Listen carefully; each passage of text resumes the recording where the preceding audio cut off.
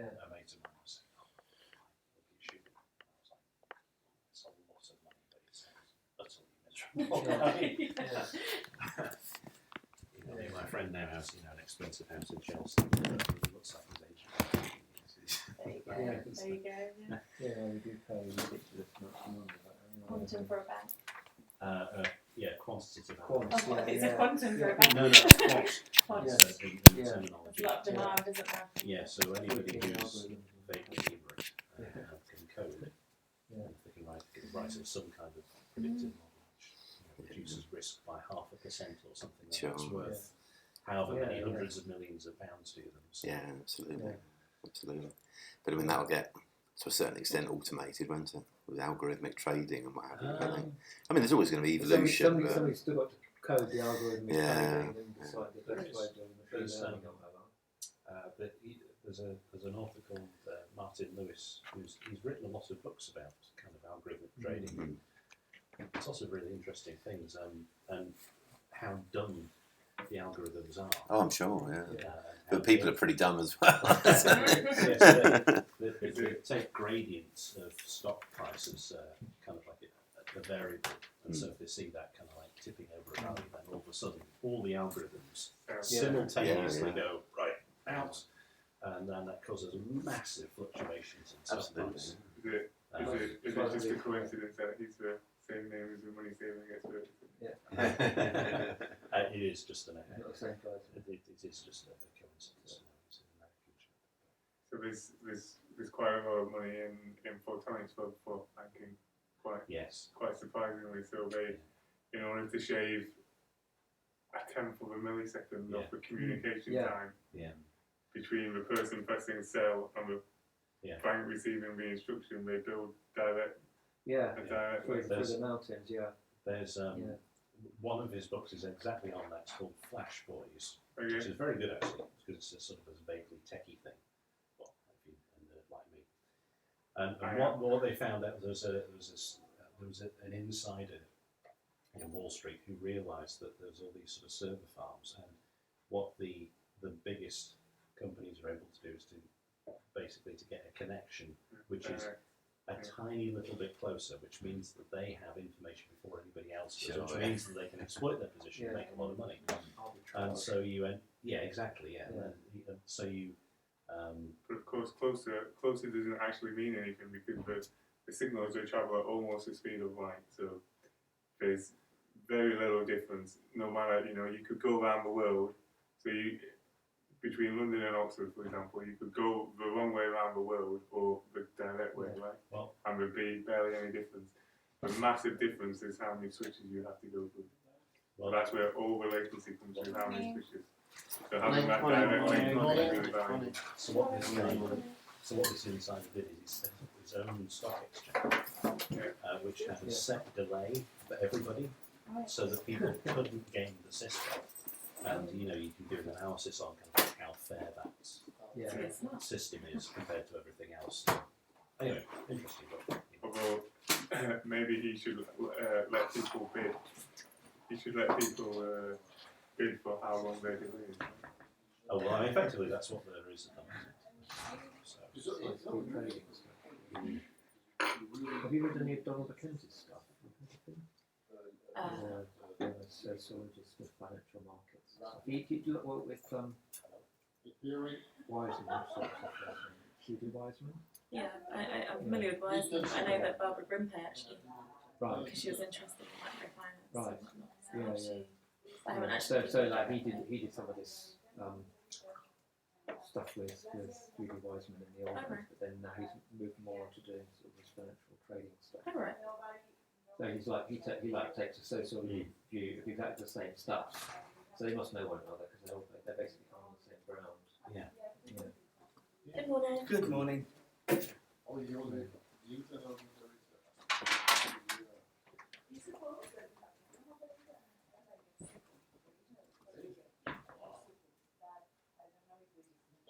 Does anyone get some water? There should be some outside. No, there isn't actually today. Oh, isn't there? All right. I don't know if it's the water cooler. See what's No. So it makes sense to double check, there's a reason. Good morning, mate. Never stopped, yes. did they? If you go That's straight good. through, I'll pass through the next I'm one. now research lead for secondary year, which means that I have teachers anyway, and so an empty inbox is an achievable goal, but it's How's it going? How's that going for it's you? not really. Internal evaluation, and then it's submitted to the external. So, do you want to? Did you get one of those? I don't think Face spaces are reserved No, to sit where you provide. Don't know.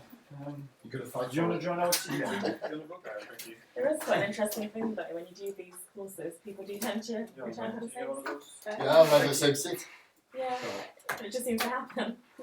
I like the- there was a person there Yeah, saying, no, but people tend to return where they were, even though. yeah. Yeah. I mean, I've done it. It's like a comfort zone, isn't it? Yeah.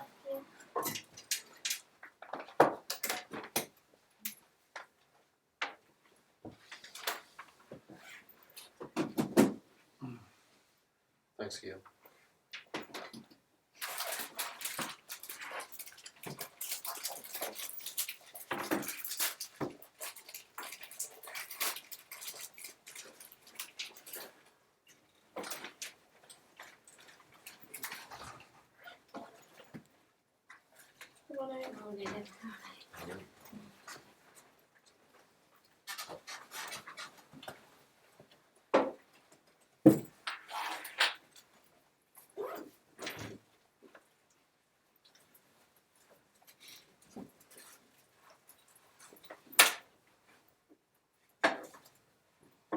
So, Libby, you're conforming to a stereotype by sitting in the same place as yesterday. See? I've shifted to the right. You've One shifted seat. one unit. So you're living on the edge? Yeah. It's alright. Seattle's best coffee. But we're not in Seattle, so Mine can teach it might not be the best in Newcastle. Cherry, Martin guys, on the conference. I've got a section that I haven't completed yet on 2D materials, so if there's anything that you've got Fill in the it. conference and Like to 2D put some materials. time aside. If you could tell me what you've got so I know the style that you want Yeah, things to be. just like Yes. I can this certainly Yes. add something. Okay, yeah. I think we're there's some interesting to do. tools Yeah. that we consult Find some with time, my like, students after that we were there as Yeah. well. got to this Yeah. so I late. think Rena's quite keen to get these things going again. Yeah. So Well, I mean, mean, certainly, I it's don't never know if really you were stopped, but you know, a referee. Yeah, exactly. Yeah. So That's it goes amazing. round and round and round. So there are a and few round. amazing things. I think now we can just manage the process a bit more. I think we should say that this is the story. because they'll get a slightly different perspective. And then, as I said, maybe just we could even look at venues together. Yeah. But the deadline And is just actually, like this is where we're aiming. Yeah, Doing my maybe best. that's- So it's just- it's partly my fault because I But had a also it gives deadline us a like fair last deadline. week, and Yeah. Then things so I'm can't be just changed at the last actually minute. So Yeah. there is a point where we have to. Yeah, I find without a deadline. But I it's think but it it's is done. I don't like the hard look of to this. set It's The just deadline reshuffle is it. deadlines to love the November. sound that they made when they Yeah. pushed past Exactly, 2 exactly. That's Yeah. the only deadline I've got. I mean, more of a submission deadline. Yes. Yeah. Yes. Oh, the 30th of November. Yeah, so I Well, can certainly actually, add things something probably have to carry on to for all they want. help towards So that. that's No, fine all Yeah. the I time. mean, you'll see that it's just like We're not being paid, that's just it's another not very way of much putting of it. each section, but we just I don't know. I think maybe Has any I'm other sure that I had proposals some come stuff through? for 2D materials. And I just No, I applied I for was trying to probably think future specifically events about, institute and I get that. Was, Andrea's what talk philosophers and were what, But I think that the what thing, specifically about the ridiculous. You had to materials. write a paper and I think the versatility of the materials projects. is really Yeah, important. And yeah. then that was just that was to get and then there was another there was an exam. An exam? And that was just to get the You interview. can't just say no at that point. That was just to get the Yeah. interview. Just say I'm not sitting an I said exam. that's the reason to get into the soul to get into the An exam. Energy applications that I don't know. are a little I haven't got bit that far. more adventurous, I just such as wouldn't sit energy back. but I wouldn't structural even materials and things like Yeah. that. It's Nick No, Bostrom. we bought them Anyway. Yeah, but I think that's too bonkers for me. And I'll try to It's the think of what process. because that was the Then one can you that imagine made what a real life in the impact on me. institute would be like once you've Yes. actually got it? That's Incredible. true, Yes, I mean you could see that it was I a hope great it might be overview something of of interest for you. work as of well. basically Yeah. the Type Institute for a number of years. Yeah. It's awfully lucky to go. I think what's it called, the vomit comment. That's amazing. That's the Quite thing. well established in the field. Yeah. Get access It's to put in the right? proposal with Alvera. It's not an RRO project. It's an RRO. If I look at the resources I have available, shake my head. Oh no, that's it. I'm just trying to get that spec in our department. It's hot enough. Yeah. That'd be quite nice. Wouldn't it? University of Zero Quebec, so it's gravity like is it's just. English speaking part of Quebec, bilingual university. And University of Australia. Okay, so I've got the document. Thank you. So yeah, anyway, So there are a few Yeah. options. it's probably quite good. They want it, I think this is for like a Moderation system. of, It's it's network online magazine, so forums, you have to people be able with to spin it a little bit Like a like really a system. Sounds important area. esoteric, but yes. But But just yeah. today there was a call for a conference something from the social science about something on a very similar issue. Yeah, I mean, I was watching Yeah.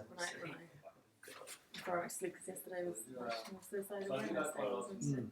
I was Yeah. watching a programme. Yeah. I don't know how live it was, but about people with mental health issues and Yeah, how they often struggle just to know yeah, where to seek help because you've got so many different avenues you can take. yeah, Something like essentially support. yeah. I'm sure it's very useful because I mean things like Morning. things like the NHS and stuff. Anything you can wait for months and months and not very satisfactory. So if you're an But urgent also, you know, as what we said, the talk to people, other people. Yeah, it's Just I think, although it's very much a creative forum, we try on the responsibility of research and empathy and all sorts of struggles. yes. See your. Yeah, no, yeah. You went for coffee. Talk about mental health. You have mental health Yeah, with people who elsewhere. work on Yeah, I mean, every responsibility Preserve there are the some stock. questionable yeah. situations that emerge. Well, Self-preservation. that's one of the things, of course, because there are sometimes, there are sometimes difficulties in mental moderation and so on. And also, there are occasions when people indicate serious mental health problems. Moderation is Might essential. get picked up. Moderation is so essential. Yes. Yeah. There's the self self-moderating model, but I don't know if that works for something like mental. Well, the trouble is with resources, isn't it? You can't keep them engaged in it. Oh yeah. Yeah. I didn't know this. Okay, right. So, That sounds really yeah, that's fine. Yeah. This afternoon. Yeah, that's fine. The ones I've got enough. It's just that the Yeah, that's fine. not How that great. many do you want? 10 Yeah, that's fine. I'll sort Yeah, that out for you. that'd be all right. Yeah, no problem. I'm really Yeah. sorry about that. No, that's fine. Don't worry about it. That's fine. We come fully equipped, but unfortunately, mobile mobile printers are not the best. Yeah. Yeah, no, it's an ongoing problem with printing. Well, that's why you get so much more done on apps on mobile phones now that just QR codes. Which is just, I mean, it's readable, but it's just a bit. It's not ideal. We'll do some copies. Yeah. Yeah. Thank you. No worries.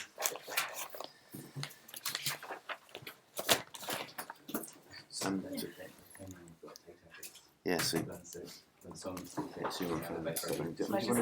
We just wait. Yeah, I can't. I don't honestly know what I'm going to be able to do, so if there's anything you can do. Two more. That's also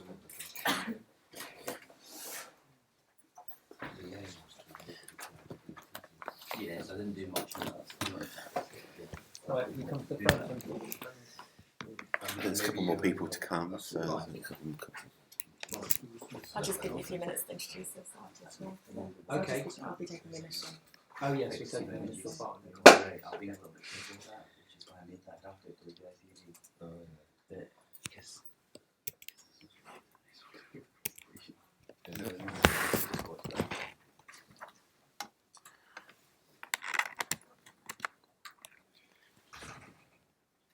Should all just work. Good morning. Morning.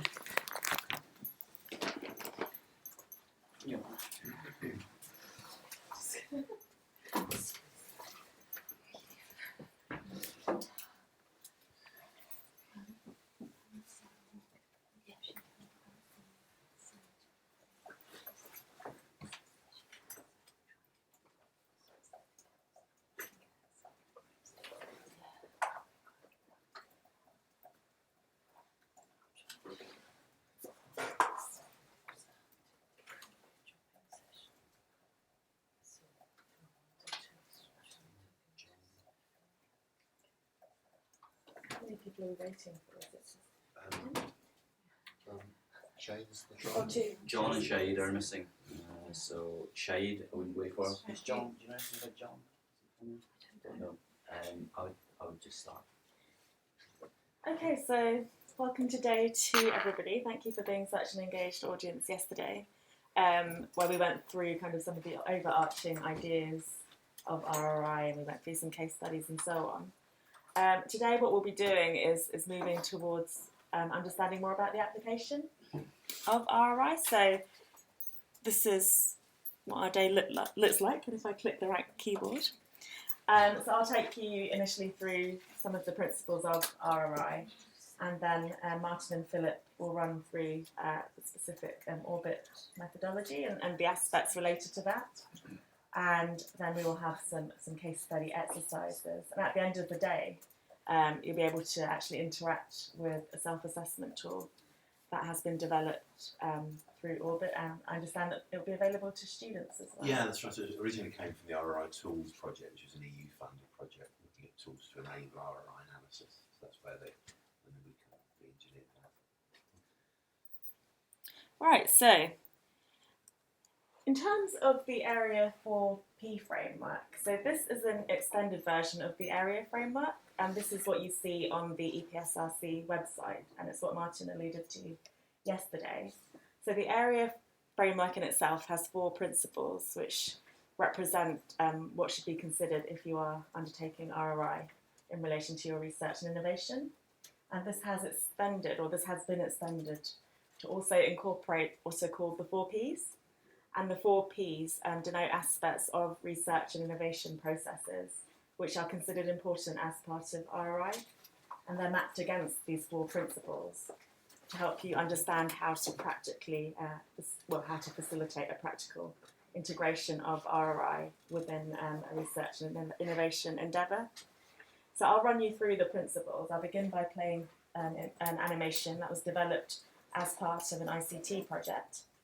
And I think it's tomorrow you'll actually be able to see a mapping exercise which uses this framework that took place at an event, was it, Martin? This was at the Prosthetics and Orthotics, CDT, so that's with Imperial, Strathclyde, Southampton, at Salford University. So we actually, the process we went through to actually apply this to their work, so it illustrates it quite nicely. Yeah, and it's a really useful mapping tool which helps understand how RRI can be applied, because from yesterday you'll see that when you get the overarching information, it can seem quite generic. So there are lots of kind of tools that have started to emerge which help understand how we can facilitate this implementation. So I'll begin by playing the animation, which will outline what the area stands for.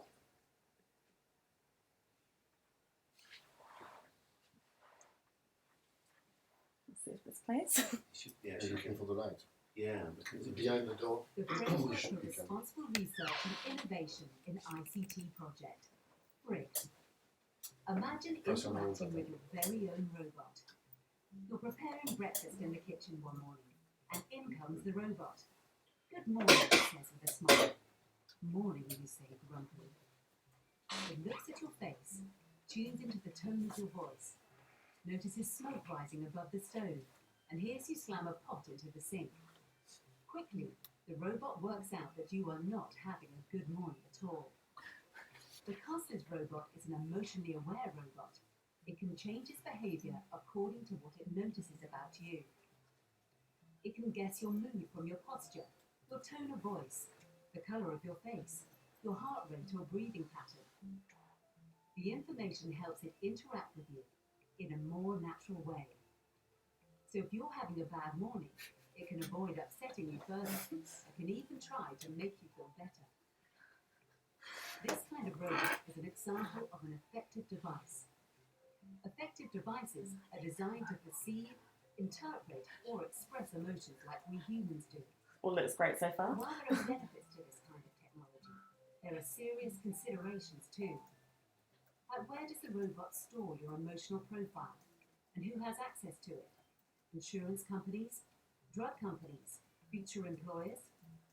And what if the robot becomes so good at expressing and responding to human emotions that it confuses people?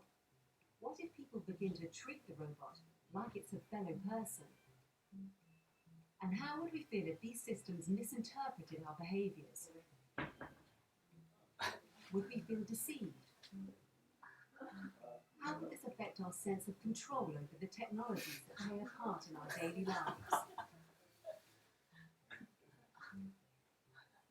Our work explores how we can make innovations in digital technologies that are mindful of the consequences for individuals and society. To do this, designers have... Sorry, I'm just going to pause it while we close the door.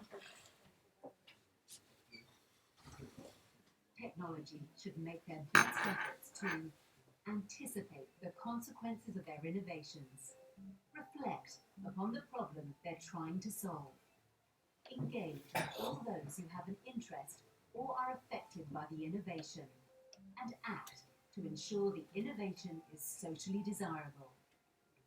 By studying the positive and negative impacts of computing devices and factoring them into the design process for future innovations, research communities become more accountable both to those that fund their work and to the public in general. Okay, so that animation was produced as part of an ICT project, but really the area framework is to be applied to any type of research and innovation. And as I mentioned, it is on the EPSRC website. And although that kind of outlines each of the 4 principles, I'll just go through them again just to reiterate them. And then I'll go through the 4 Ps, and then I will introduce, I'll provide some time for Philip to be introduced, which I didn't do at the start, so apologies, Philip. Okay, so we start with anticipate.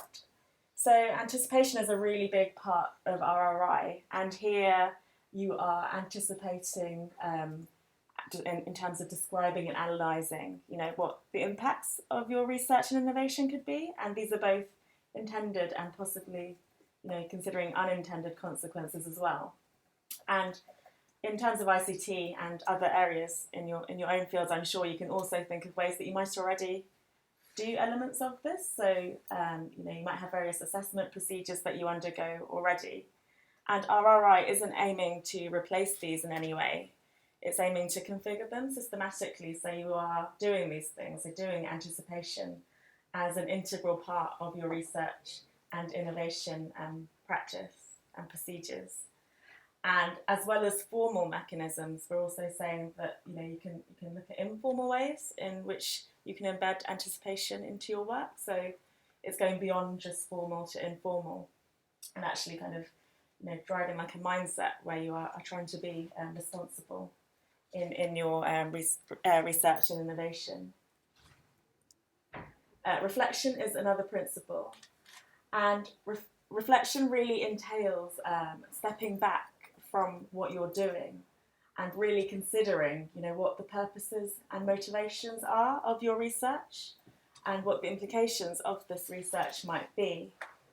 And, this isn't just looking at the direct process of your research and innovation, but really the why of what you're doing. So, for instance, if we go back to yesterday where we were looking at gaming addiction, so if you're a games developer, you might know why you're developing a particular game, but if you're stepping back and reflecting on what you're doing, you might be considering, am I going to contribute to things like addiction and so on, and how do I feel about this, and what can I do about this?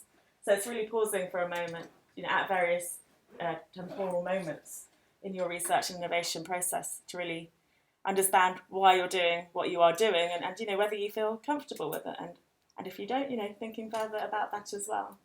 And actually it can be something really nice. We often don't get time to do that kind of thing in our researcher lifespan, so it can be quite a nice activity as well as one that's really conducive to RRI.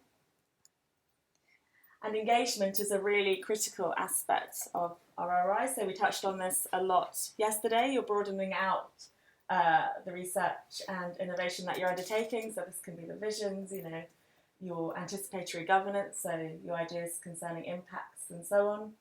And you're really going to your stakeholder community, so that's your relevant stakeholder community, potential participants in your research, and you're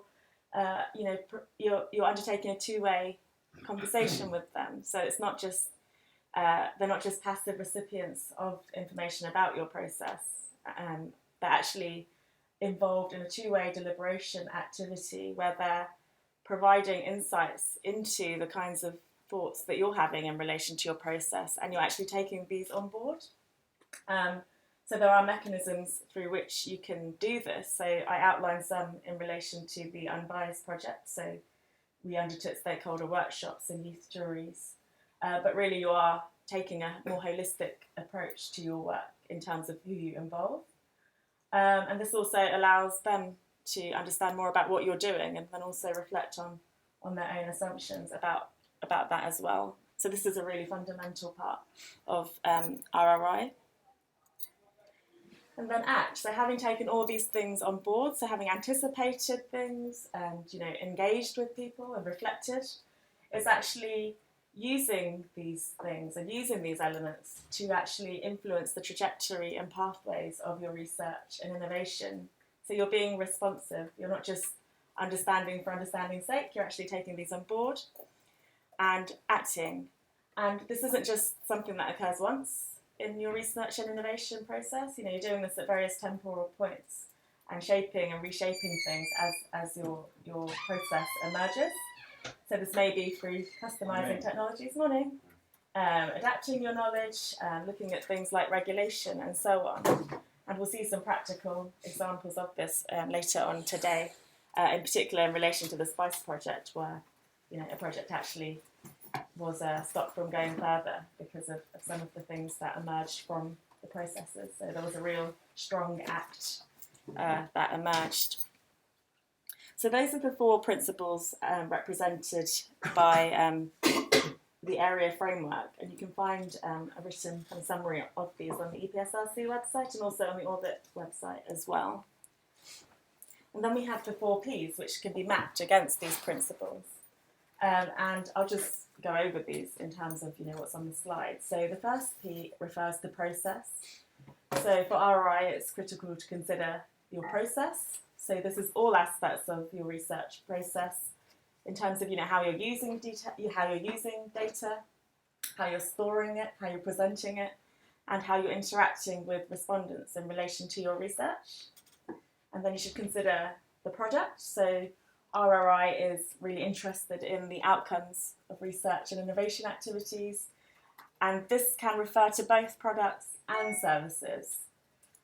And it's really interested in what the consequences of the use of these products are, and as well as misuse, and the impact that the research could have on the natural and social environment. So it's again kind of holistic view of the implications of the product or service that you're developing. And then the third P is purpose. So what's important, as I mentioned, is RRI in its consideration. It extends beyond just the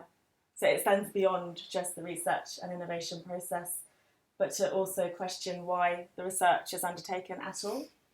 And the purpose of research is really critical for RRI in terms of influencing things like acceptability and desirability later on. And so this is open to scrutiny as well. And then people. So the 4th P is people. And I really like this statement. So research and innovation are undertaken by people and for people and have intended and unintended consequences for people. Because people are at the heart of RRI, they need to be explicitly considered. And again, yesterday we went through various ways in which we can do this, but just to emphasise that this is important to RRI, and it's not necessarily a way that we've traditionally undertaken our research activities. And what's done is you map the area principles against the 4 Ps, and then this provides a really nice map or space to think about how you can consider RRI in relation to your own research and innovation. And you will see a practical example of this tomorrow, I believe. So that will help you understand more about how this could be applied. But it provides a really nice, tangible way to make things that are quite abstract less abstract. And as I mentioned, this is relevant to any kind of research and innovation. It was developed through ICT, so that's why there are a lot of ICT examples, but it's not just specific to ICT. So if we move on to the method, but before we do that, Philip, shall I give you a couple of moments now to introduce, introduce yourself? Hi, yes, sorry I wasn't able to be here yesterday. I work with Manisha and Martin. I'm part of the same group in Oxford that Manisha's part of, the Human Centred Computing Group.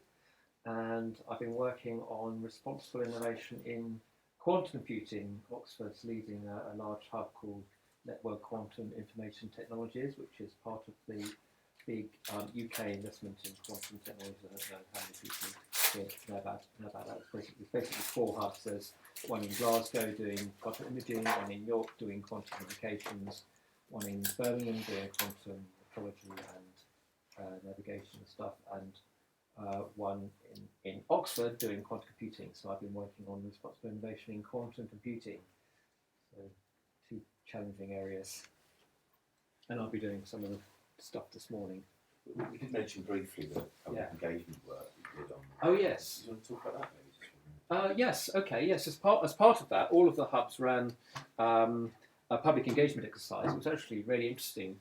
I think something like 70 people altogether from a cross section of the local publics were brought together, and they spent a couple of Saturdays plus an evening also discussing whichever quantum technology it was they were focusing on, and answering various questions about what they thought about it. And it was really because, of course, a lot of them didn't know anything about quantum technologies when they started, so it was this challenging thing of how to get something sensible from the general public who don't necessarily know, and explain it in a way which is enough for people to come to some kind of interesting ideas, about, have some interesting feedback on it.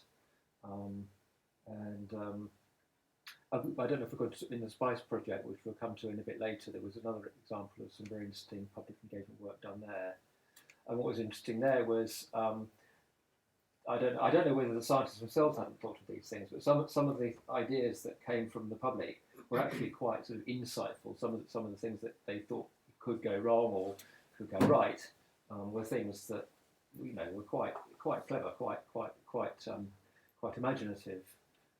So maybe with SPICE a little bit, because the technology is a bit more addressable. You can kind of whereas with quantum, there are so many quantum things, and we had a chap in our group who was he was just wondering whether there was any potential for him to go back and see his dead grandmother. Yeah, no, he was quite serious. Well, you may laugh. People have done theoretical work around quantum time travel. I don't think anybody seriously suggests you could actually do it. That's why he was It's more like what happens if you go ahead and kill your grandfather. What happens to you? Not that kind of thing. Thank you. But I think just one comment in relation to the quantum engagement activities was that there are so many different narratives around quantum. So you've got the sci-fi narrative, and you've got the mainstream media, like with the kind of quantum magic stuff. Then you've got the narrative that emerges when people are applying for funding, which makes quantum seem very transformative. And yesterday, I think we had the case where we decided things were a little more incremental. So it's very hard, actually, just to understand what was going on in that space, to have a foundation from which to engage with people from. So I thought that was really fascinating, just to go through the layers of narrative to find the actual, what's actually happening. But I'll hand over to you now, Philip, I think. No, or was it Martin? Sorry. Great, thank you. Thanks, Felicia.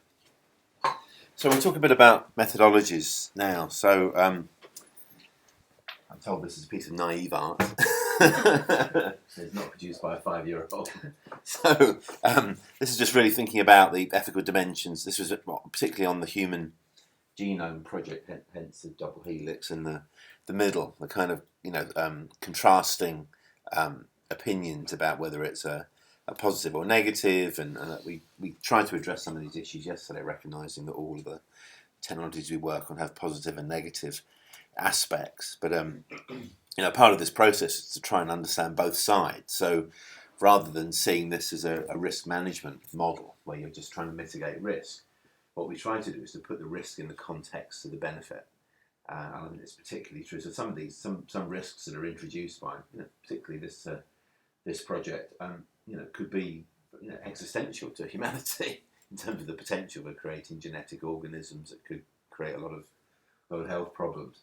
But equally, the benefits are myriad and potentially enormous. And the question is, are the rewards commensurate with the risk? And this is what this diagram, I think, is trying to do.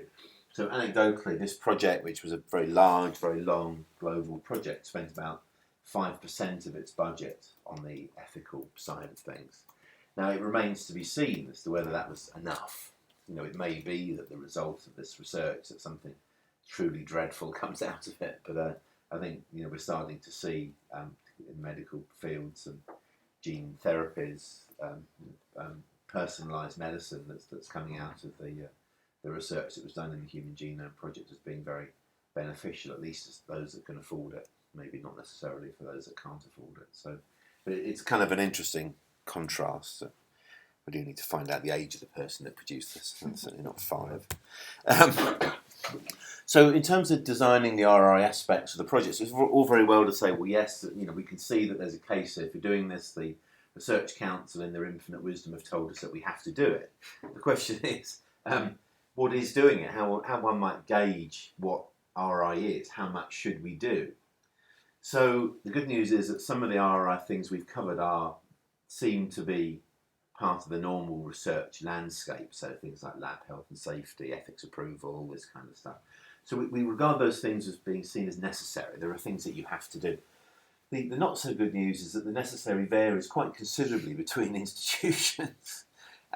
So you'd like to think that all UK university researchers are working from the same kind of baseline, but they're really not. The level of ethics approval varies enormously. Obviously, particularly between sectors, maybe because of regulation, but it does vary enormously. But also, things like initiatives such as Athena Swan is something which is very patchily applied, and even they have a wide range of different levels of compliance. So, if your organisation has signed up to initiatives such as that, then that would become necessary, where in others it may be aspirational, in some cases highly aspirational. So the necessary parts are not really at a stable level. But going beyond the things that are deemed to be necessary, things that you are required to do because of your institution's custom practice or law, we look at things, we look to try and establish what quantitative and qualitative measures make the level of ROI we do on a project sufficient. How might we gauge how much ROI is appropriate? So going back to this, if a human brain project spent 5% of its budget on what they call ethics, but it's broader than ethics, is that appropriate for that level of risk and that level of reward that was promised to be created by that project? It's very hard to tell. I mean, again, anecdotally, the Human Brain Project, which we're involved in, which is a current EU flagship project funded at about €500 million, they're spending about 3% of their budget on ethics, and our principal investigator is the ethics director on the Human Brain Project, so he's kind of involved in that. So we'll see whether that creates existential risks for humanity as a result, or indeed a significant benefit. So, the jury's still out on how much you should spend, but we're starting to get an idea of what these big flagship projects should be spending on ethics, or what they have decided to spend on ethics. So, just back to this point about qualitative and quantitative measures for sufficiency, how might we gauge what type of ROI and how much ROI we do? So these are the things that I've talked a little bit about this already, but things including lab health and safety, ethics approval, GDPR, which is something that's mandatory now, and maybe that your institution has got a different or a higher level of data governance or data management requirements. There are some standards that are in place that we have to comply with or have been chosen. Maybe ISO 9001 in some cases if you're signatory to that. Mentioned Athena Swan, and then the RI framework. So, although EPSRC encourage the adoption of RI within research projects, I don't think they quite say it's mandatory. So, if, for example, if you're doing, I mentioned the human-like computing call. That was the text about that funding call alluded to it being mandatory to apply RI techniques, particularly because of the nature of the topic they were working on. but there are many others where it's not. You know, it's advisory, or we would like to encourage the use. But it's up to you whether you decide as an institution that you should mandate the implementation of a formal RI framework. So that will vary between institutions.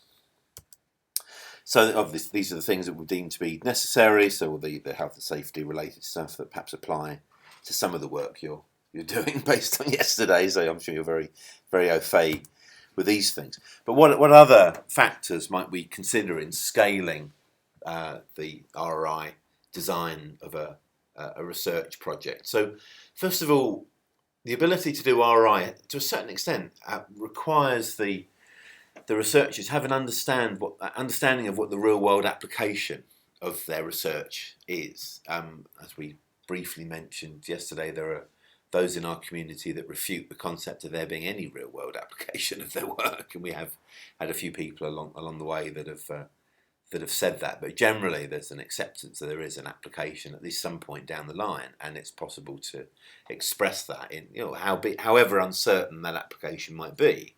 It is actually possible to express a real world application. So one of the measures of the development state of a particular technology is its technology readiness level, and that sort of progresses from the lower levels of TRL up to a system which is ready for commercial implementation. So TRL commonly adopted, it's been around for something like 40 years. I think it might be its 40th anniversary this year.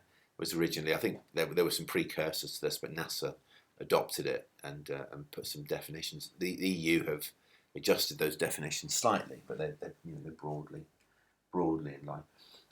One of the problems, however, with TRL is it doesn't really say how important the innovation is. It tells you how mature it is, how close it is to commercialisation, but it doesn't actually say the impact. It doesn't allude to the impact or the outcome created by the technology. So having a technology at TRL level 9 that's a very simple sensor technology, you can have a quantum computing technology which could totally change our safety and security landscape, or online safety and security landscape, but they could have similar TRL. So it doesn't in any way indicate how important that technology or how impactful that technology is. So the challenge here is that TRL does not take us far enough in determining how important or how impactful a technology might be in the future. So we need some other gauge, some other measure. Now this is pretty hard to do because humanity is not terribly well.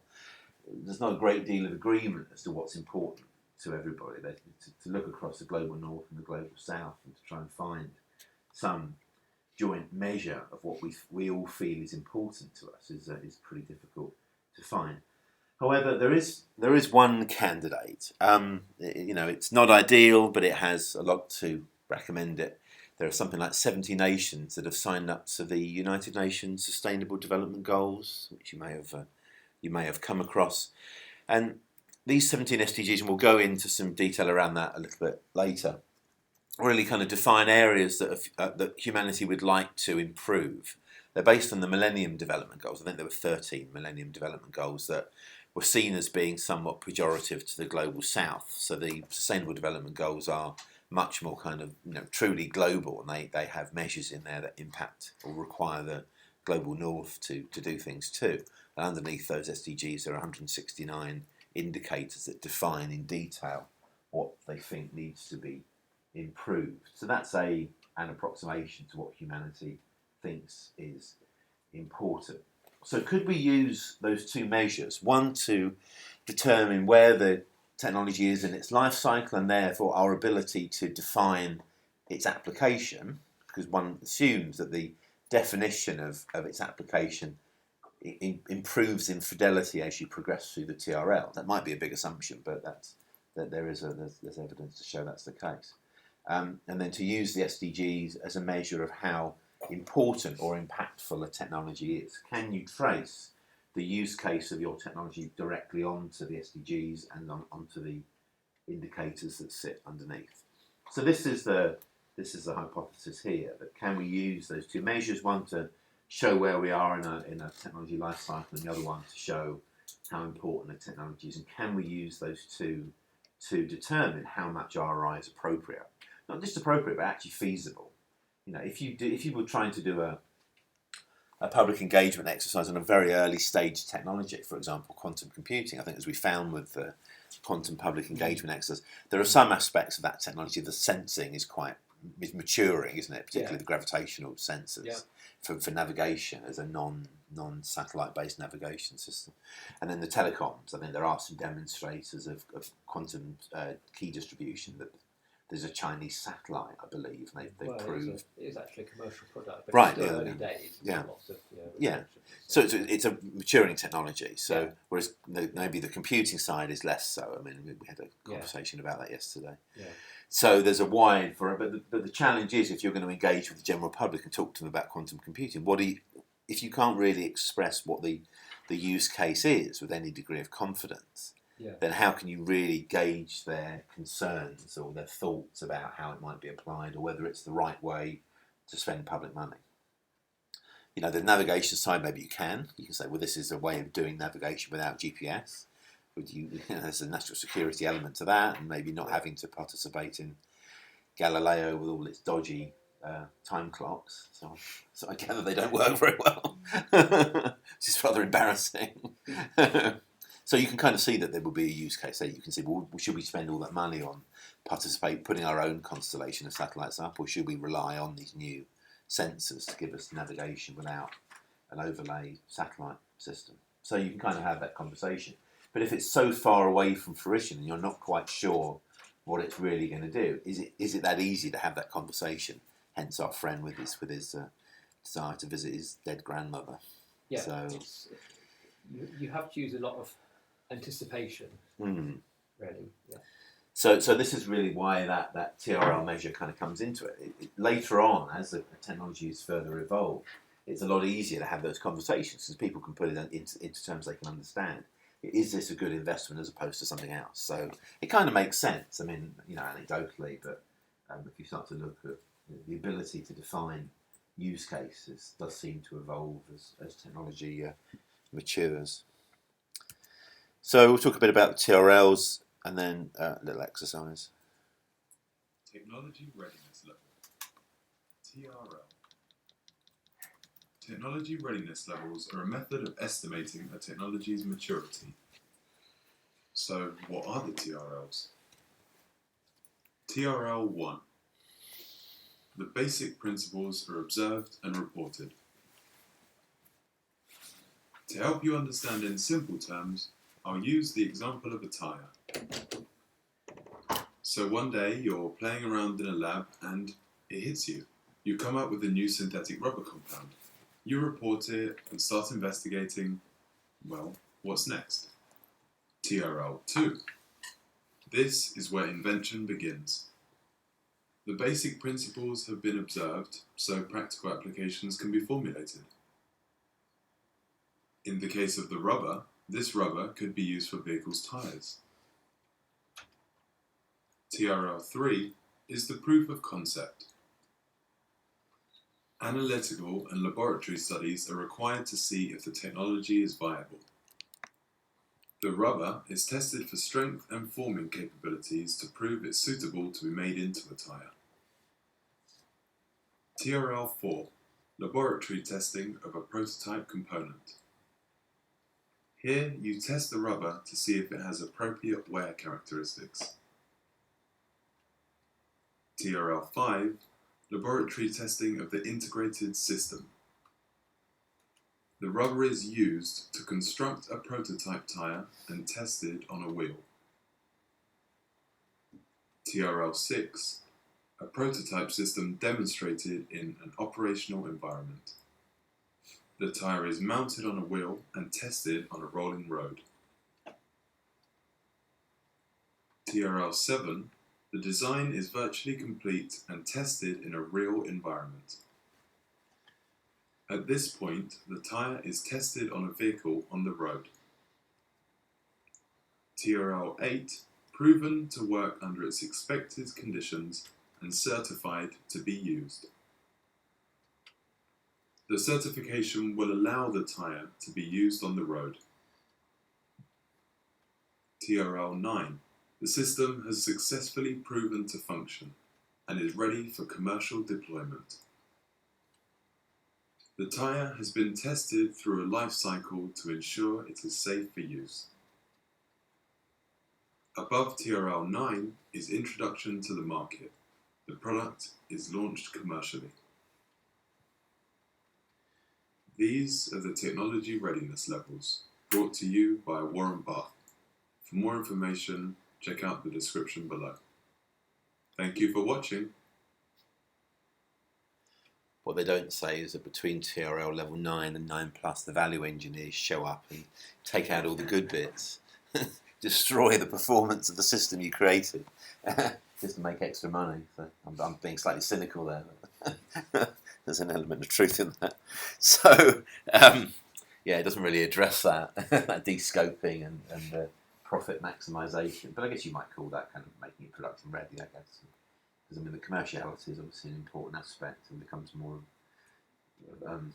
recognisable at later stages. So anyway, we've talked about this. So common understanding of the status. So I mean, there's an adoption there across the EU. This is where it came from. A little bit older than that, something like 40 years old. So it has been adopted at an EU level. In fact, it's quite globally adopted. So just in terms of just to get an idea of where you all are in this kind of technology life cycle with your technologies. Can anybody give an example of a technology you're working on and give an idea of what TRL you're at? Just to get an idea. Recommend. You volunteer? Yeah. Please. 1, 2. Right. So what would that be? That's just fundamental chemistry. Right. That's Okay. understanding. So at this point, do you have an understanding of the use case? What your innovation would be used Well, for? we have an idea of what the understanding is relevant to, and who we would have to interact with to improve applications. So you say improve. So what would be the improvement measures? What would be what's the? Well, if you think about in energy storage, then if you want to make better electrodes, better electron transfer rates, better stabilities. But as an outcome measure, is it reduced cost, improved efficiency, improved duration, or what would be the real world measure of that? Better storage capacity Okay. and charging discharging rates. Right. So actually, you've got a fairly good idea of what it's for. Well, that's one example. Yeah. You could take that understanding into catalysis, into photochemistry, and so sure. Other people can do that. So if you were explaining it to the general public, you'd be able to say what we're doing, improves capacity, performance, reduces costs, or ultimately it's material properties. Right.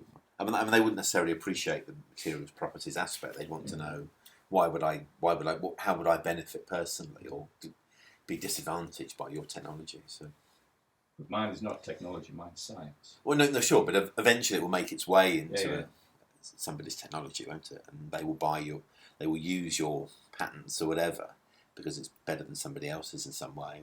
Or so the question is, what would that be? What would be that? Why would they? I mean, like as an example, again, a lot of our work is focused on proton-electron transfer in molecular metal oxides, and I'm talking to a guy from a company at a social level, but also to explore squeezing some money out of him tomorrow night, and and they're using some of the types of compound that we're working with in acrylate production. Which is what?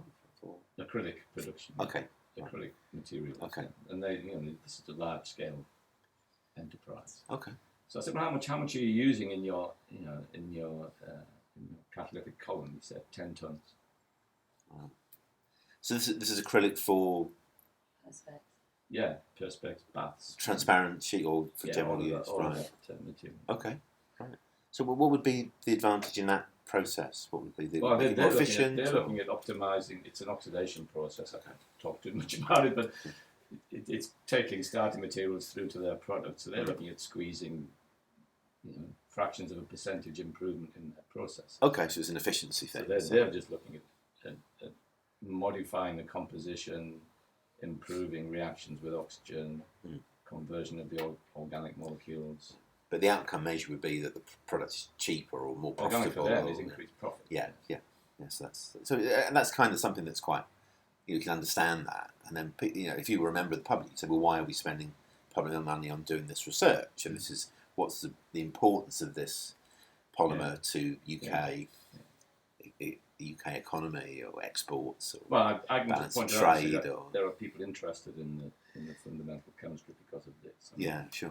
I'm not necessarily doing it to make more critics. Oh no, absolutely. But that's where the TRL scale comes in, because I mean that emerges over time, doesn't it? You may find that there's an application here, but actually, this is the real application. This is the thing that gets it to scale. We're working on half a gram in a flask on the bench. We're using 10 tons in a reactor. Right. Wow. Is it possible to scale up your process? Well, we wouldn't want to. No. But we can certainly take that understanding into the materials that we use. A lot of catalysis in industry emerges from empirical messing around. Or just playing with it and see if it works. Just put something else in and see if it makes it any better. It's quite expensive though if you've got a plant that can make 10 tons and it doesn't work. Well, the plant contains 10 tons of the catalyst. Oh, right. So that's the. But you need a The manufacturing production is facility. much more than that, Right. but they've got 10 tons of this material in the catalytic column. Interesting, yeah. So there are clearly some cases at early TRLs when there are some use cases that are not proven, but at least you have an understanding. And we'll actually go into a project where we're doing this a little bit later, an EU project where we're looking at future and emerging technologies and trying to define use cases really quite early on, so we can do some of this work. But you're not constrained by that, but it is potentially a limitation of the RI process that an early use case is not necessarily really valid. It may have all sorts of other applications. So, thank you. Any others? Any other volunteer research project? Please. We have a project. I mean, it's been developing for quite a few years from a PhD student project, and now I would say it's at TRL 7. Okay. Because we are developing a sensor, kind of VOD sensor, using microbial electrochemical system. So from the PhD project, basically we developed kind of like stacking up, like connecting a few cells together, so we can increase the hydraulic organic loadings. So normal say sensors, they can only detect the organic, in the wastewater, organic loadings about 200 ppm or something. But we have kind of 3 cells linked together, so it's increased to 600 ppm or COD levels, let's say COD level. But then after that, we get a few other project RAAs, Innovate UK. So this year, basically, and also BBSRC or whatever. So this year, it's testing in the Northumbria water. So we have a BUI's a facility there. So basically, we kind of developed from a small lab scale.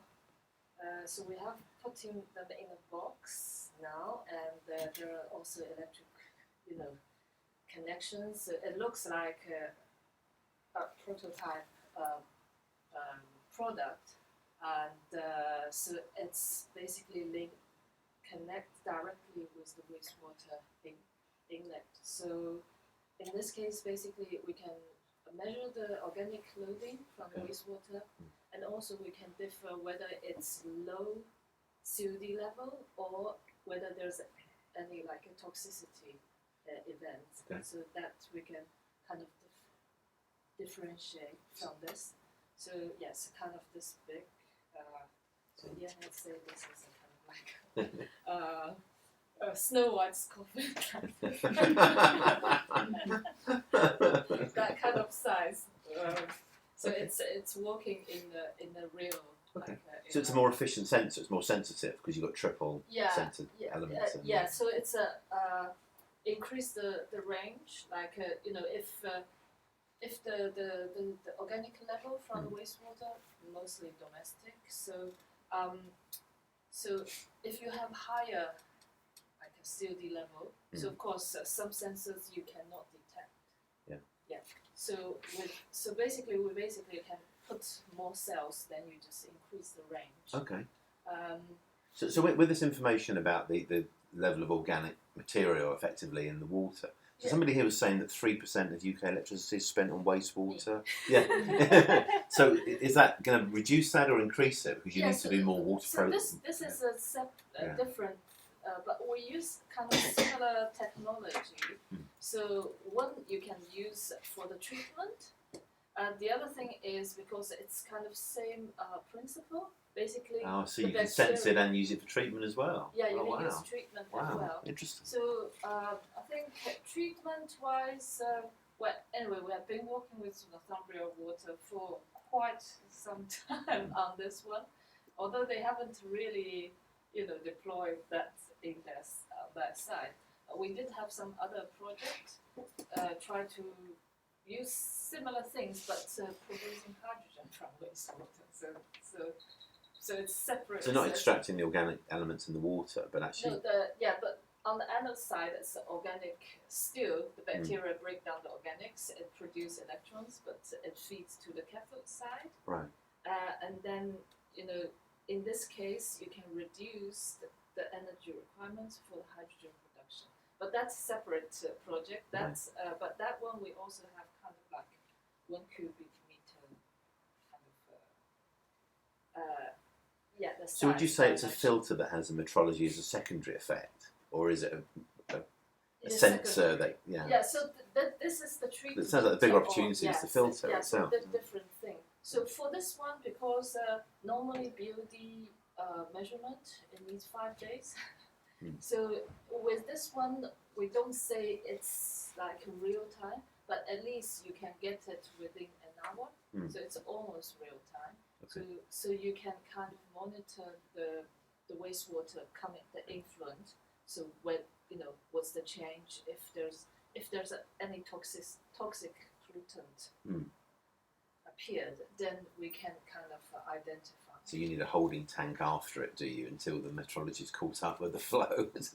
That one can be basically it's in line. It can be inside So that one is a sensor. So it's not a treatment. So the treatment is separate. Sure. Yeah. So this.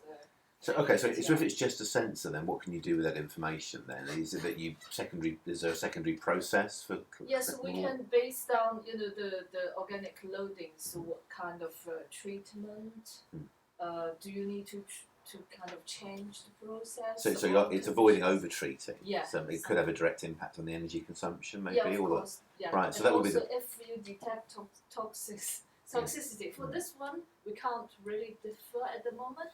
But there are ways if you kind of incorporate some other technology or some antibody or whatever specific things, you can maybe differ what kind of pollutant toxicity you get. Right. So that's so if that happens, you can quickly go back where the pollutant is coming from. Right. Yeah. So you can kind of see that if you were to present that to the general public, they kind of get it, really. They understand that maybe there's a benefit in terms of water quality ultimately. Yeah. Or maybe their water bills will be less, or maybe the energy bills will be less. Yeah, that there's a might carbon be impact. more for the wastewater treatment plant. Yeah, so it's. So you've got a pretty good use case there, really, haven't you? So it'd be something that would be easy to understand. And you're at TRL level 7, so that seems to make sense, doesn't it? So actual system prototype demonstration in a real environment. So you're doing this in a real water treatment. Yeah, so that fits into that nicely. Any others? Thank you. It's really good. Thank you. Any other examples? So we have an ink which is in theory it can convert electricity light from the sun into electricity when it's in a solar cell. So it's a kind of solar paint type idea which we've heard from other people in the room as well. And I guess we're sort of we do sort of materials discovery, but we also think a little bit about the application in a manufacturing context. So we're more kind of TRL 1 to 4, maybe 1 to 3. Right. So yeah. So where would you say you are one, because obviously there's a huge difference between 1 and 3. So I think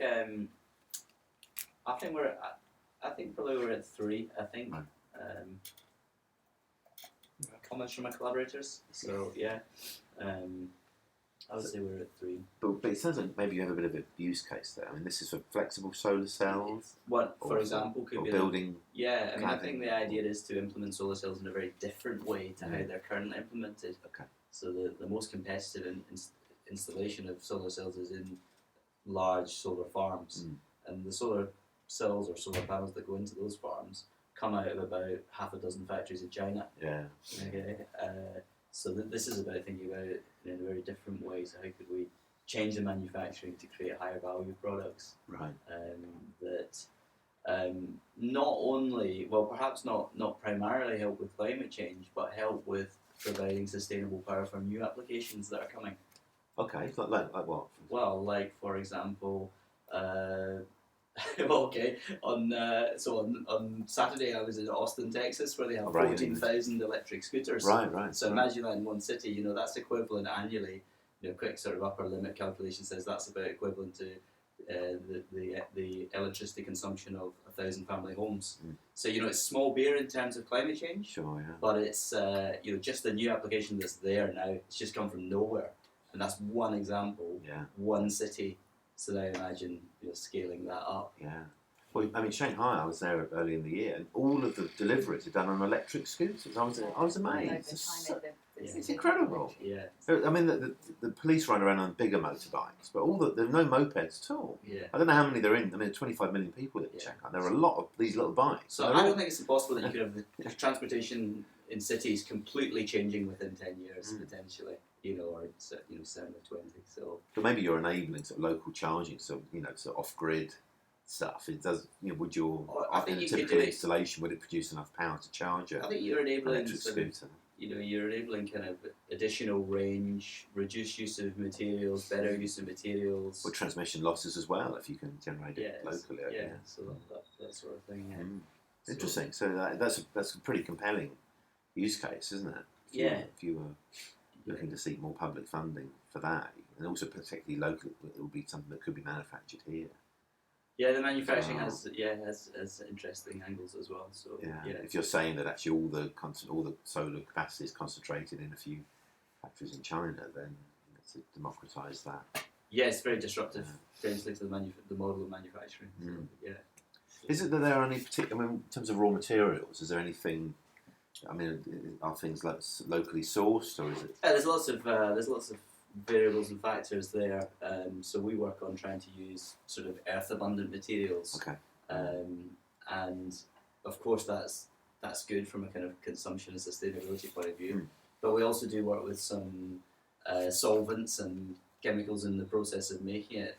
Nothing exceptionally bad, but I think that's probably a neglected part of this type of research. Right.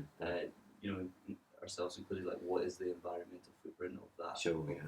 Well, I mean, if you're thinking about a truly, you know, large-scale implementation, then you need to consider that early on. Yeah. I mean, I mentioned it was something that came up at Southampton the other week when they were talking about some sort of opto technology they weren't too specific about what it was. So there was a toxic chemical involved in the manufacturing process, and they felt they should try and address that now, rather than wait until it. That's right. And I think my view is that most materials applications, you know, for devices, whatever it is, whether it's a solar cell capacitor, whatever material it is, will run into this at some point. Sure. There's no silver bullet, you know, in this. So.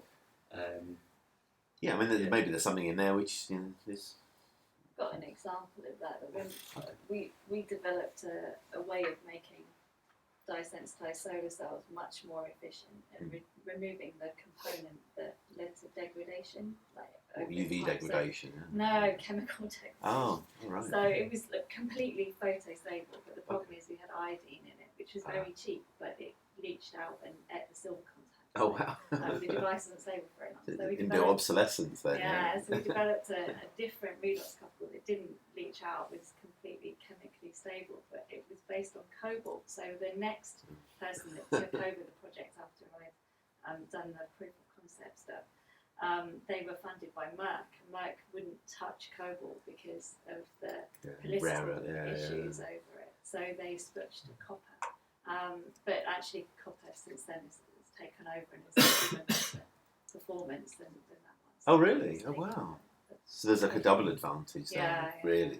It's just quite an interesting point that we've got sort of down to 3, and then the companies started getting interested. Yeah, Just said no, we're not using cobalt. But that's that's very much an RI thing, that the stakeholders are getting involved at an early stage. So that would be a direct, clear benefit, wouldn't it? You actually say, well, we're not going to waste time going down a blind alley with something because you can't at the time, like in the commercialise. scientific field, like all of the papers, they're suddenly on this particular thing that was like 1,000 research papers suddenly came up over the next year on this topic, and then it just ended. Yeah. Part of that was published, which were even worse. No, thank you. No, two really good examples. So again, you wouldn't necessarily call that RRI. Perhaps you'd call that early tech transfer. But it's obviously very important, isn't it, in terms of looking at the long-term manufacturing process, and clearly a case for kind of embedding stakeholders early in the research and innovation process. I just have a question. Yeah. So as a researcher, how did you feel about that happening? So what was the reaction? I mean, I know there was a big collective reaction with the influx of publications, but what did it feel like having been involved and then when you take it forward? No, it doesn't really bother me because the skills that I have as a chemist weren't really a problem here. I'm quite interested. It's just a matter of just changing and working with one. We're still using sort of coordination chemistry skills here, so it doesn't have to take me away from the skills that I have. And it was more important, I think, that companies did get involved and thought about it. And I think, that's much more. The knowledge is there regardless.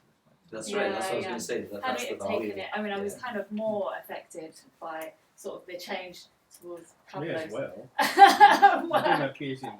that's true. So that was more disruptive, actually, that perovskites came along instead, and then that's a totally different way of thinking about it. So it took away the skills from the chemists, I think. And just mixing stuff. Yeah, and that's just crystal growing. Right? It's kind of what OPV is. So the OPV, the organic photovoltaics community, kind of all jumped on the perovskite stuff because it was the same skills. So that was more disruptive, I think. Very good, thank you. Any more examples? To not an energy-related one, but that carbon nanotube, morphologically changing computer around here. I guess that's probably sort of TRL sort of 3 or 4. Right. At the moment, so we've made something in the lab. We've begun to understand kind of how it works and kind of like how the formulation of that material then translates to the performance, and used some standard sort of benchmarking machine learning problems to try and understand how it compares against competing algorithms and other material substrates. Although it's still very early stage because we don't know things like power consumption, kind of like how scalable the technology is. So how is it powered? How do you power? So it's effective. You zap it with lasers or something. Computer, so you apply voltages and it's a sort of a complicated potential resistor network almost. Oh really? And you sample voltages at particular points. And that is fed off to another computer. So it's a sort of a supervised material. You have a standard computer, so something like an Arduino or something like that, a Raspberry Pi, something like that, which is sitting over the top of it and applying voltages and measuring the currents. But it's with an A to D converter. With DACs and ADCs sort of controlling the information or the voltages, which are sort of passing to and from. But the actual computing itself is done by the material. Wow, but in a fixed way. I mean, whatever its structure is fixed. And we've tried a number of different ways. So we've tried fixed materials. So we've done thin films of carbon nanotubes inside, non-conductive polymer, and those are static. But we've also tried membristors. We've tried actual fluid materials, so carbon nanotubes are suspended in the liquid crystal, and so that allows you to sort of reorient carbon nanotubes and then change the conductivity between different Right. electrodes, which then changes the functioning of how the device. But you do that operates. with a different electrical stimulation, do you? So you can Well, reprogram you it. have- So it's a bit like an ASIC or something, is it? The way it works is you have you have your input variables. Okay, so lots of machine learning problems have a set of input variables and then a set of output variables. So what class does it belong to? So you have an electrode for each of those, and you also have configuration voltage electrodes. Right. Okay. So those are the means by which So that's you the programming. Yeah, which you can then change the function of the material. So by changing the voltage, you then change the morphology, which then changes the function. Okay. So and you have this sort of this evolutionary algorithm which sits on top So of it, it's which closed loop, effectively. yeah, which then sort of tries to search this space of this computational space of this material to give you the best solution. Wow. Tweaks the configuration voltage, the connections to the material to give you the best classification accuracy. Okay. So in terms of a use case, I mean, is it a performance thing? That it's faster or lower power consumption, less heat, or cheaper? I guess its main point is that it's different. Silicon transistors have basically hit a speed limit, so they're about a gigahertz or so, and they have been for quite some time. So remember back in the days when people say, "Oh, we've got a new processor out; it's X% faster or something." That's since stopped. Sure. And we're now on to sort of. But the size has reduced, isn't it? Quad-core and what have you. So. But we're down to 8 nanometers or whatever now, aren't we? Well, yes, but they are approaching limits now. Yeah, where, sure. Yeah. So the leakage current of the transistor is now prohibitively large. It's going to be very difficult to make it any smaller. Yeah, indeed. The heat. So the semiconductor industry is trying to look at new architectures to enable you to do, more and more complicated problems. And so there's a very big interest in unconventional computing platforms. Okay. And so I guess that's kind of the reason why we started looking into it, is because it's something which is different. But whether it addresses the particular problems which you're facing, like can you set very complicated big data problems to this? How does it scale? So do you think that the future of computing is ultra specialization? So you've got quantum computers doing optimization, you've got neuromorphic computers doing image processing, you've got your device doing something else. Quite possibly. Rather than a general purpose kind of Van Neumann architecture. It's possible, yes. Right. So, yes, I don't know how, because you're kind of inventing new computing paradigms for each of them. Yeah. So there's sort of the Turing model of kind of how something computes is what these machines work on, but you need to have different maths. Are you looking at the consumption as well? Sorry? Would it be a lower consumption?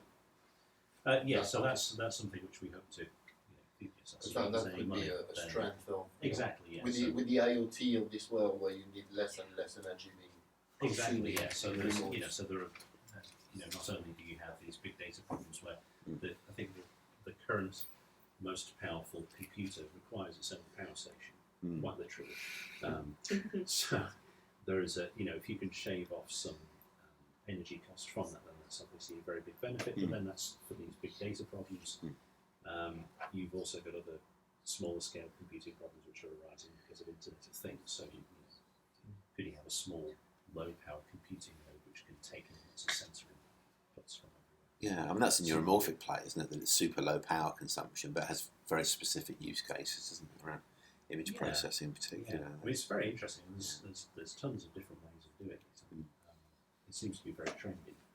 Well, indeed, yeah. I'm not sure if I've seen anything useful come out of it. I mean, the human brain project you were talking about earlier, so the Spinnaker project. Yeah, is well, Steve Ferber is on our steering committee. Yeah, so absolutely fascinating stuff. Yeah. But it's all done in conventional hardware, of course, isn't it? 500,000 cores. I think they've gotten to the intelligence of a slug. Yeah. Or something. Fraction of a mouse brain, I think. Yeah, Yeah. It's too pessimistic, but yes. Well, they started off trying to simulate a whole human brain. Yeah. And now they've gone down to a mouse brain, I think, or a proportion. It's quite Well, yeah, indeed. They've learned a lot doing it, but They spent a lot of money doing it. But what the applications of that would be, I don't know yet. So I think everybody's just throwing a lot of stuff at the wall and see what sticks. Absolutely, yeah. Well, he's talking about Spinnaker 2, so Steve's trying to get money now for Spinnaker 2 to go to the next level. So, but it's. I don't know what animal is going to aim for. A cat, perhaps. A virtual dog. It's very interesting. I've been working on quantum computing, as I said, and so there's obviously overlaps with that, and it's interesting to see how, when computers were new and they were using the Turing architecture of the longer principle and so on, but they were using various different kinds of analog devices to implement. Yes, yeah. So they were hitting the physical limits of the computer, and with with a much greater density of transistors per chip, and so, when the transistors came along, and so on, everything kind of revolved around that. So for the last, I don't know, we had basically one architecture, one implementation platform, essentially. People are starting to get interested as you hit the limits of that. Yes. What else could you do? One of the downsides is that you have to read lots of these papers by extremely intelligent people, written in the 50s and 60s when they start with the maths and this. So you kind of have a lot of people having to sort of go back to the pre-von Neumann papers about how you do computing without switches. Quite intelligent. Yeah, he's a bright chap. Clever than me. Really interesting, thank you. So, I mean, it sounds like we've got a use case there to allow Moore's law to continue, whatever value that has, in a new way. Yes, I mean, to the layperson, this allows your computing power to. Although this is interesting, if you're thinking about scoping out what the potential impacts could be, it could impact an awful lot of different things. So Sure, and this is the thing, isn't it? I mean, you're talking about going to EPSRC for money. Yeah. I mean, maybe part of that proposition would to try and come up with a real world application, and why should they fund it? Does it fit in with our ultimately our industrial strategy, for example? So that's a bit of a stretch, but it's an enabler of some internet-enabled future, and also some of the sustainable development goals are related to this kind of thing as well in a rather abstract way. But. I mean, this is one of the problems with TRLs is they kind of assume that you know what it's going to be good for and not this stuff. Yeah. It's kind of odd to think people are putting a lot of money into these. Well, maybe not yours, but the analogies, but quantum computing in general has got a lot of money going into it. How much roughly are you? Oh, something like was it 50 million? Well, that's just one little bit. Yeah, it's of the order of billions, isn't it? Altogether, I think the UK's about 350 total, but it's now a flagship, isn't it? Yeah, So, But when you think, Google and IBM also putting shit into it, and that sort of stuff. Yeah. So it's just kind of lobbying. It's not all just lobbying, but they're actually making quantum computers in various ways. And so I think it's Ian Wormsley banging on the door of decent. Probably got something to do with it, yes. Yeah, I think he has. But, people have got a pretty good idea of some of the things you could do with it, but we don't really know what it's going to be good for. What questions would you ask a quantum computer? Yeah. So, and there's some things they know it won't be able to do. It won't turn the light on. They can't do that. That's no good, is it? How much on would you like? Mixture of on and off. Great dimmer switch. Factorise very large numbers, but at the moment it can't really factorise anything. Now what's the question? The problem with the quantum computers is we've got these fantastical future use cases. Yeah. I mean, so there's a joke with quantum computers, it's like fusion, right? So it's 20 years. Yeah. But these days, people are looking for that intermediate case. So when the transistor was invented, it didn't immediately get applied to computers. You had the transistor radio. Yeah. So it's like, what is a transistor radio for quantum computing? So we're looking at things like simulating molecules. So I can't remember if we said this in the group or if it's just in our smaller group. We said one of the problems with quantum computing is it's basically an analog computer. So you need to do a lot of error correction. So although Google and IBM have circa 50 qubits in a quantum computer, so to crack RSA you need 47 qubits. But they still can't do it because one qubit in a quantum computer, error corrected means 1,000 physical qubits. Right. To deal with all the noise. Yeah. So it's what can you do until you have that machine? You know, it's going to take us 20 years to scale up to this phenomenal number of qubits you need. But what can you do now? Yeah. So one of the things is drug invention. Yeah. So what better system to simulate quantum physics than a quantum computer? So simulating quantum physics on a classical computer scales horribly. It scales exponentially with the number of atoms, for example. So every time you add another atom to your drug, the time taken on a classical computer doubles. So you need these massive supercomputers which use all this energy. But it's a very natural place to do that. So if I want to simulate, say, I don't even know how many atoms is big for a drug, but if I want to simulate 20 atoms in my drug molecule, I need 20 qubits to do that. It's a very natural way to do it. So that's like the transistor radio of quantum computing. Is that being done now, or is it just a theory? Yeah, so you read papers. Right. You read papers where people are simulating these very simple molecules on real life quantum. Yeah. But how do they remove the noise? Well, because even to do this, you don't need to really have confidence in what is the outcome. You don't really need to remove the noise in that case. In that case, the noise is just your error bar. So although yes, you want that error bar to be small, you can cope with errors. Okay, so it's a tolerable level of error, whereas with RSA breaking, it's not. It has to be absolute. Yeah. Interesting.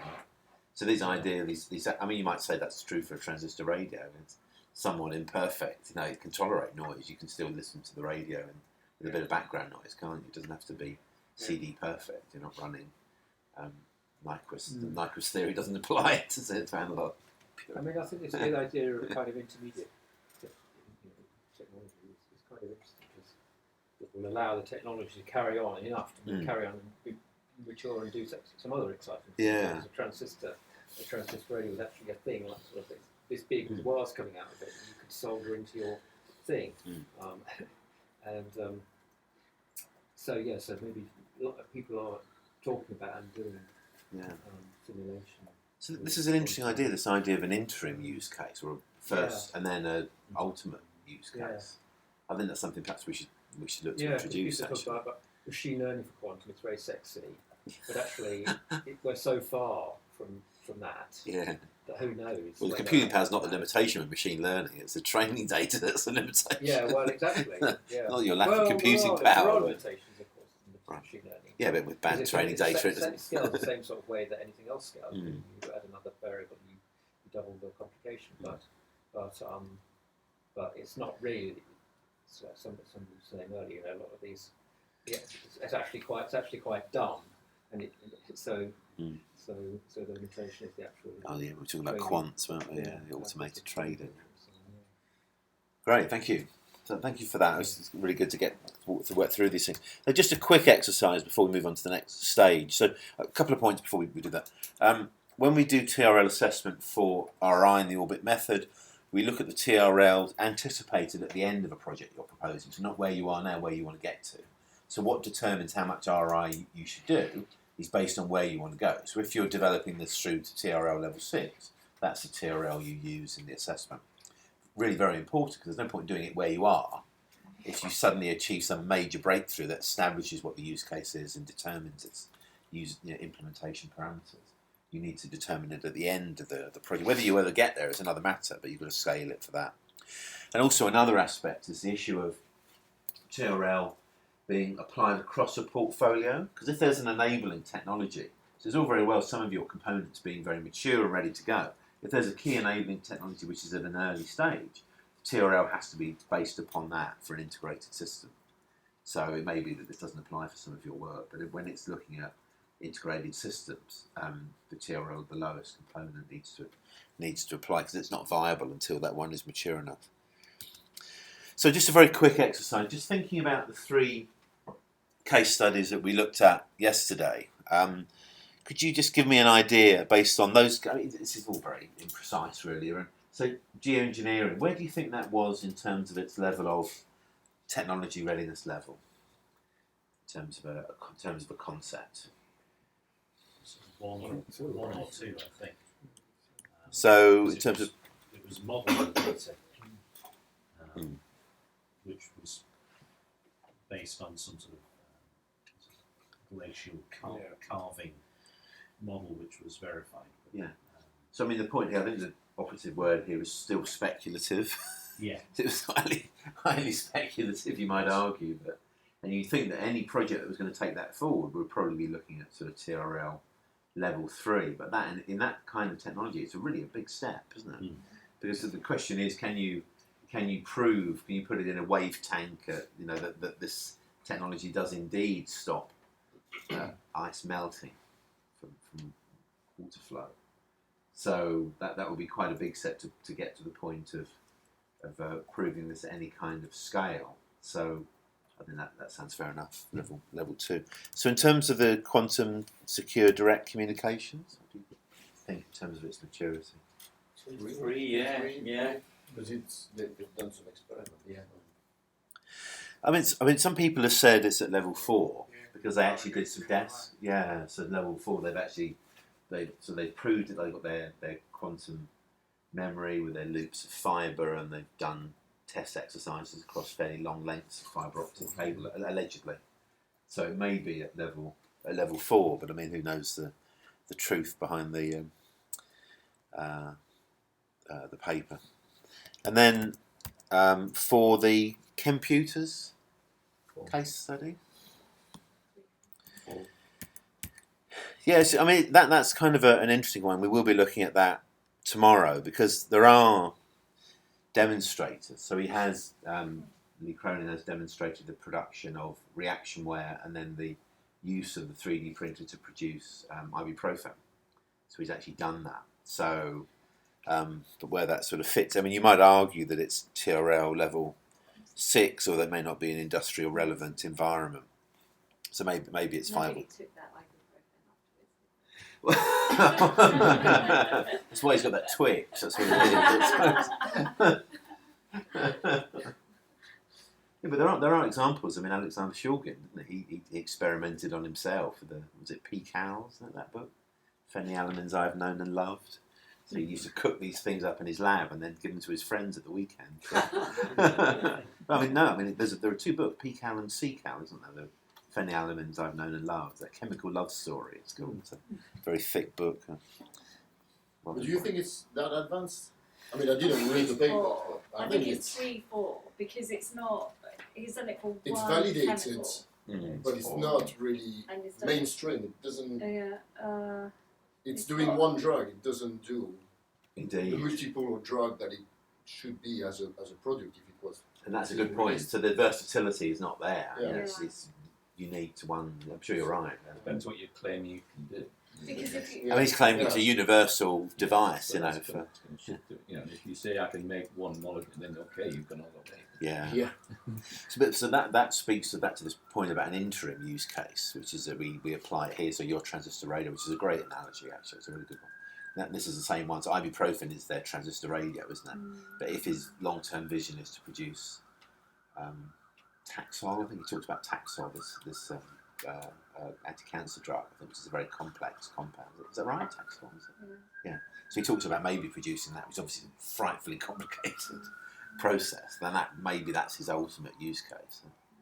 So, so this concept of an interim use case, where it's first, so it's TRL level 9, but a very narrow application, I think is a really good one. Actually, we need to consider using that. So, in terms of sufficiency, so I'll go on a bit more. So we're trying to determine how we establish whether your ROI is sufficient based upon the impact on the world of the technology. So if, for example, we were to look at the pathways to impact section of a funding proposal, that is meant to indicate kind of societal implications, but some might argue it tends to be couched in rather positive terms because it's written by somebody who wants to get funded. Now, we've all done it, so it applies to projects of any type. you know, if you're writing the project documentation, you want this project to get funded, so you're unlikely to be totally, this is not the right word, but I hint at the societal implications and potentially the risk factors, but it's unlikely to be as comprehensive as you might be appropriate. So, and again, same for the Ref 2021. We spoke about that briefly before. Again, it will tend to focus on the positive. One might argue we're all trying to get those higher scores. So the question is, can we correlate ROI sufficiently with importance to humanity? Can we then say that if it's more important to humanity, that ROI should be done in a more intense way because it is more impactful? And can it be applied using the Sustainable Development Goals? So these are our parameters, and we'll talk a bit about the Sustainable Development Goals now. I think there's a really important question there, isn't there, really? So we've got the necessary things we must do, but then when, I mean, I think we had a really interesting discussion last night about it, so when is enough? And that, in terms of determining that for a project, that's a really complex matter. Absolutely, yeah. Well, I mean, particularly for things like the Human Genome Project. I mean, how are we ever going to know whether we've created something that will destroy humanity? And it's never that simple, is it? You know, there are benefits that you could, you know, I'm sure Alder Marston is working on genetically engineered chemical weapons of some sort, no doubt, or somebody is out there, or, you know, the next version of Novichok, you know, with a genetically engineered. But at the same time, it's being used to create, you know, customised drug treatments to deal with terrible things that ail the rich. So this is being used as a risk assessment, essentially. Then what you're trying to do is identify scenarios that would need mitigation. Well, not necessarily. They can be beneficial. So when we actually look at the methodology, this is impact on the SDG in a positive or a negative way. So these are measures, the 169 measures that sit underneath these, determine things that 70 countries have said we think are important to achieve by 2030 to take humanity forward. So there are lots of things around climate change, education, discrimination, I mean, a whole myriad of things. But what we do is we look to see whether your innovation has a positive or negative impact. So it's not just these make things better. It's likely to be this makes that aspect. So SDG number 3, there's a measure in there about internet use, global universal access to internet access. So there are technologies out there that are going to enable that. And there will be technologies that will reduce the availability of that. So, for example, you might argue that if quantum computers can break RSA encryption and suddenly people are no longer trusting of the communications technologies they're being presented, that could have a negative impact on internet usage. You know, the access might be there, but it may not be usable because you now can't trust the communications to be secure. It's a bit tenuous, but it's possible. So what we try to do is to gauge impact in a positive or a negative way, recognising that most technologies have you know, risks and benefits. So it's quite a holistic approach. But I think it's quite clever to link the impact that you're playing with the kind of the responsibilities to the RRI. Because like I say, at the minute, people just pack up proposals with all this with massive impact, and that comes with no responsibility, so you just put it in there, right? That's what I meant about mitigation. If you're claiming a massive impact and you do the assessment identifying negatives, then you have to put in the mitigation for the negative. Well, that's the idea, yeah. But I mean, the process is really around identifying those mitigations, isn't it? Because you're not necessarily going to know yourself as a researcher in a very specific area. The mitigations may be regulatory, societal, other technologies. So it may not be within your gift to implement the mitigation, but others, if they're forewarned, can prepare that mitigation through regulation, for example. So that's the idea. So you don't say, well, we're going to mitigate the risk, because maybe there are some you can't, but there are probably lots of them you can't, because they sit with governments or NGOs or society or law or who knows. So a quick video on the SDGs. Understanding the dimensions of sustainable development. By endorsing Agenda 2030 and its 17 goals, the world community has reaffirmed its commitment to sustainable development. to ensure sustained and inclusive economic growth, social inclusion and environmental protection, and to do so in partnership and peace. Agenda 2030 is universal, transformative and rights-based. It's an ambitious plan of action for countries, the UN system and all other development actors. The agenda inspires us to think creatively about the sustainability challenges of today so we can develop the right partnerships and take the right actions. At the heart of the agenda are 5 critical components: people, prosperity, peace, partnership, planet. These, in turn, underpin the 17 Sustainable Development Goals and are applicable in all countries. Agenda 2030 and the SDGs are not simply items on a checklist. They represent a holistic approach to understanding and tackling problems by guiding us to ask the right questions at the right time. To achieve this, we need to consider several challenges in order to work out how they connect with and impact upon each other. Finding these interdependencies helps us to address the root causes of problems and to create long-term solutions. So how does this work? Sustainable development is usually viewed through a lens of 3 core elements: economic growth, social inclusion, and environmental protection. But it's important to remember that these are not just categories or boxes, they are connected and have aspects in common. For example, a health challenge like tuberculosis is not only determined by an unhealthy lifestyle, it could also be influenced by other factors such as poverty or air quality. To develop this approach a step further, 2 critical dimensions that will drive Agenda 2030 were adopted by member states: partnership and peace. Partnerships strengthen the capacities of all stakeholders to work together. Peace, justice and strong institutions are essential for improvements in the 3 core areas. Genuine sustainability sits at the centre, and it will be important to consider each of the SDGs through the lens of these 5 dimensions. Of course, we can't consider every possible angle of a single challenge. That's why it's crucial to build partnerships to share knowledge and expertise, to learn how we can jointly address challenges. This requires new ways of working together, focused on co-creation.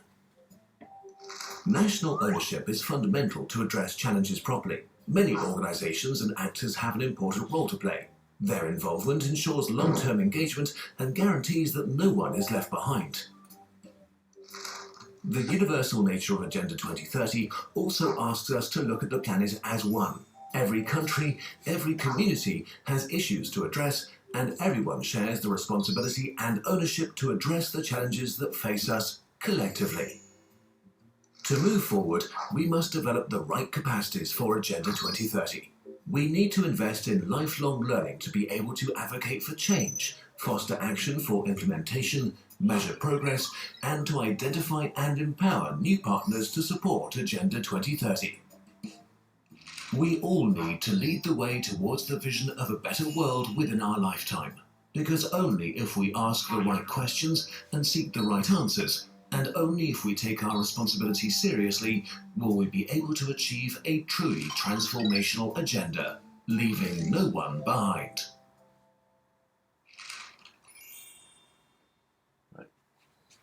Quite a nice video, a lot of RI things in there. So these are the SDGs. So 17 goals agreed to be achieved by 2030. About 70 nations, I think, have signed up for these. 169 targets that sit underneath. UN are coordinating this.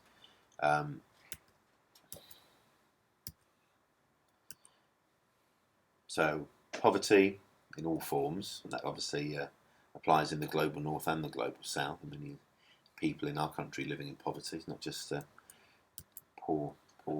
Is that absolute poverty or relative poverty?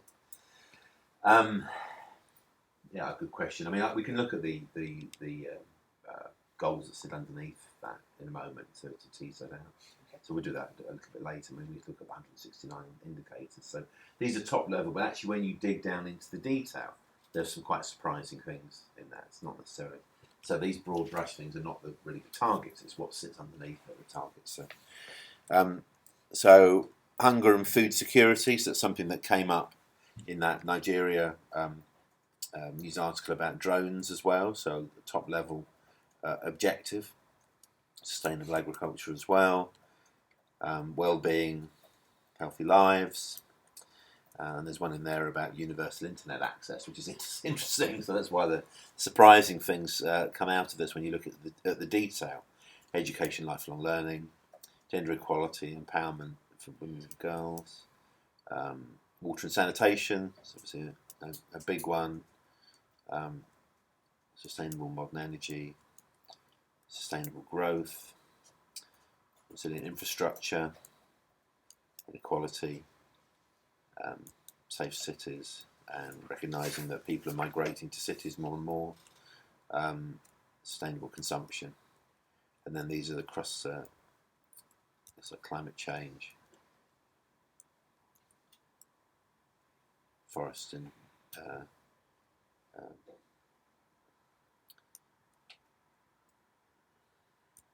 societies, and then these kind of partnership goals that are, some of those are relevant to what we do. Another quick video on the SDGs and then we'll move on.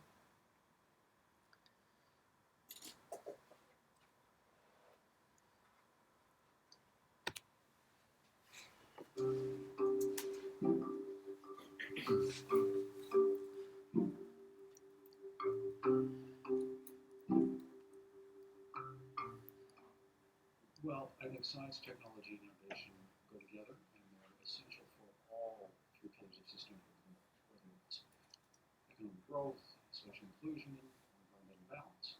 Science, technology, and innovative products and services that come from science and technology are essential for us to achieve the sustainable development goals. And amongst the science and technologies that are available, information and communication technologies are probably the most important. ICTs generally, the internet specifically, is really a global shared utility.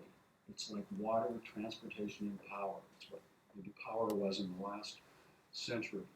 And the least developed countries have been at the forefront of demanding access to this shared utility. It underpins so much of what we do today.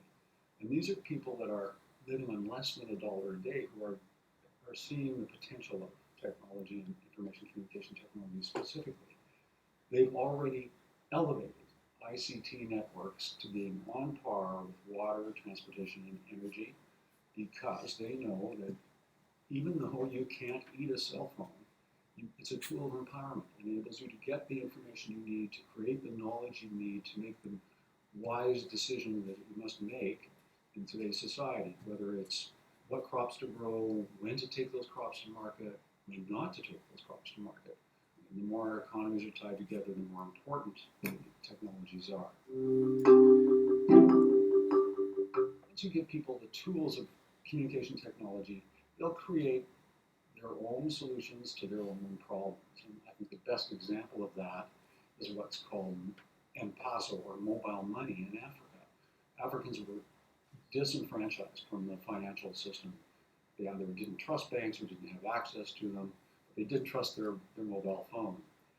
So once they had connectivity, or people had connectivity, they created a program called M-Pesa, mobile money, which allowed them to exchange money, pay through their cell phone.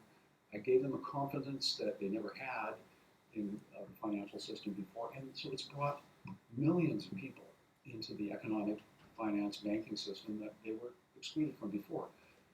So this was an African technology created by Africans to solve an African problem. And basically what we did was provide them with the connectivity that gave them the tools of communication that allowed them to generate the innovative solutions that they need to solve their problems.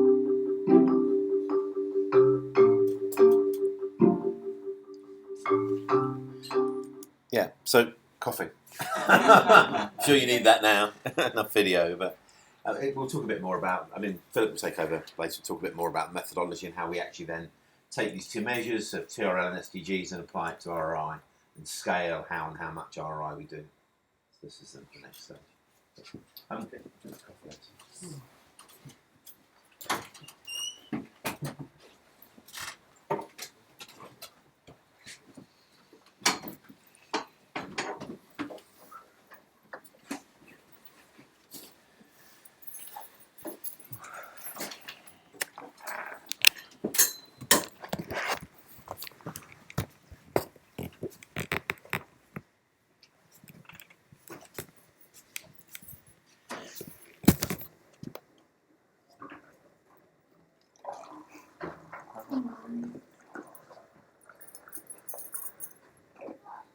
saw your email. Yeah.